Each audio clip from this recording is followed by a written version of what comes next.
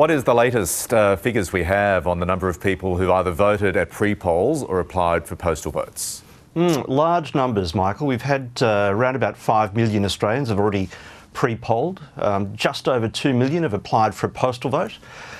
We've had about 110,000 Australians through mobile polling, about another 25 through a remote mobile polling, and about 40,000 overseas already as well. So big numbers, and we're expecting a big turnout today for the last day of pre-poll voting. So based on my admittedly pretty poor maths historically, that's about 7 million people you're talking about there. What's that? Close to 35-40% of people having voted already?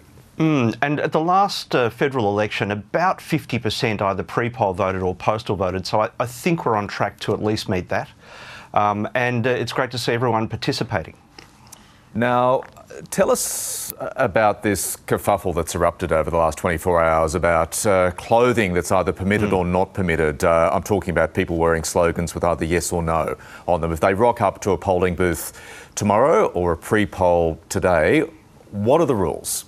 No kerfuffle though, Michael, just standard electoral commentary. At every event, our role is to provide a neutral place for people to cast a vote, and the Electoral Act says that you can't campaign in a polling place.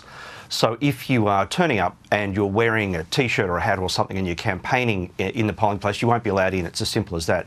But if you're an elector, you're just going in to cast a vote, you're wearing a T-shirt and you're in and out, that should be fine. The issue is that people view this through the prism of what they want to do. If they're very proud of their no or the yes T-shirt, they want to wear it in. Just remember, it's a respectful place where everyone is supposed to be able to express a view. It's as simple as that. Okay, so just for people, and there'll be a lot of young people who won't have voted in a referendum in their lives. It's different to an election. What happens? Okay, they walk into the polling booth, they get given their ballot paper, asking the question, how do they cast their vote? Great question, Michael. And on the ballot paper, there are instructions, and the instructions will say vote either yes or no or yes, just to deal with the conspiracy theory, Michael. Then take that and put that in the ballot box exactly as you're directed to do.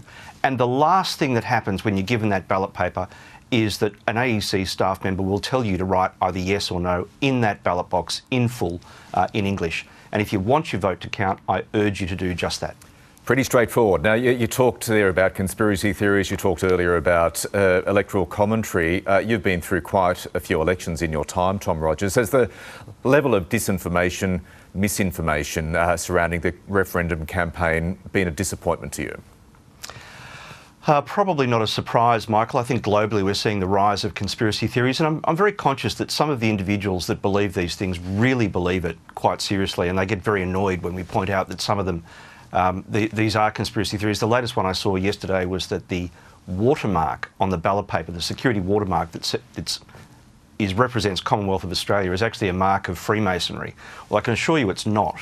And it's just the latest example of a long run of these bits of mis and disinformation. And we're dealing with those about the process, not about the topic. We're doing as much as we can to put accurate information out into the public. There have been concerns, you've expressed them as well, about security for AEC staff, volunteers tomorrow and certainly over the course of pre-polling. Are there special measures in place tomorrow for certain potential flashpoints in terms of extra security, extra protection for voting staff? We take the security and safety of our staff very seriously, Michael. We've got arrangements in place to make sure that they are safe. And I just point out, though, that the 99% of the public and the campaigners are being fine, perfect, polite. It is a very, very small number who are creating grief, and we're urging civility. It's the most important thing. And may I, just while I'm here, thank all of our staff on behalf of all of Australians. As you know, we've got about 100,000 members of the community who join in and help deliver democracy for Australia. And if you are working for us either now or tomorrow, thank you very much for the work that you're doing. I'm with you on that. AEC staff and volunteers rock. Tom Rogers, thanks for joining us this morning and all the best tomorrow.